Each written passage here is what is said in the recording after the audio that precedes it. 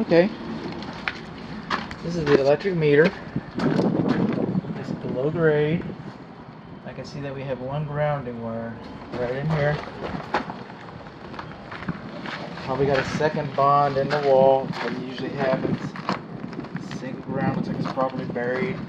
Meter's sealed. Okay, coming along the west side yard here. Gates are beyond the scope of this inspection, but this gate just doesn't look like it wants to work right. So, too much for Grampy. This is the west interior wall. Lawn sprinkler control, water heater, temperature, GFCI for the garage. And this is the main electric service panel. I'm really proud of this one. It's got the energy notice posted on it like it's supposed to. The breakers all look like they're labeled like they're supposed to be. Okay. We got one twist out up here. We're going to have an open knockout up at the top. And we got a little bit of paint inside of the panel. The manufacturer says no paint inside of the panel. I doubt this is going to have any effect on you. It doesn't, inside of the cabinet, it doesn't have any effect on the panel board apparently. So, I mean, there's some paint inside of there, so I'll call that to your attention, but well, why is this not? Alright.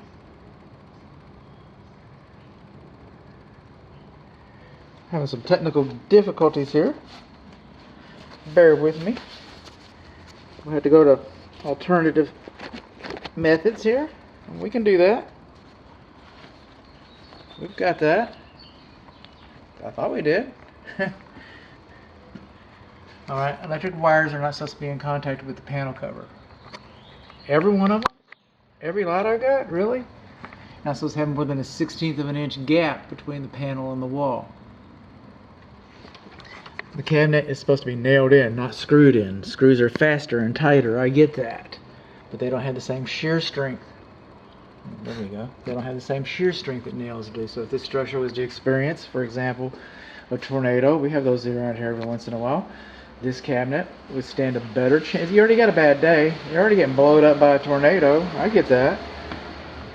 Wires should not be touching the panel cover. You're already getting blown up by a tornado. But this cabinet would stand a better chance of staying in place if it had been properly nailed into position rather than screwed into position. Your L1 and L2, they're supposed to be covered with a plastic protective covers. If you don't know those are hot when you get in here, you don't belong in this cabinet. I get that, but you're supposed to have a plastic cover here and a plastic cover there. This is your main neutral. It's supposed to be wrapped 4 times. Not 4 times in a row, but 4 times with white tape. So you just don't have enough white tape right there.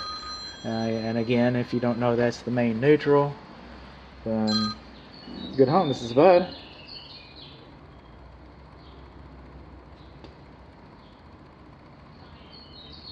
So that's the main neutral right there.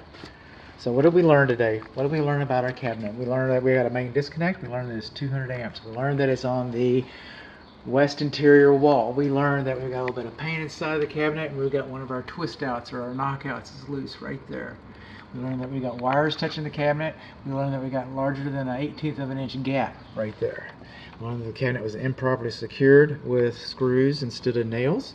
We learned that we do not have our protective covers over L1 and L2, and we also learned that our neutral could have been wrapped a little better.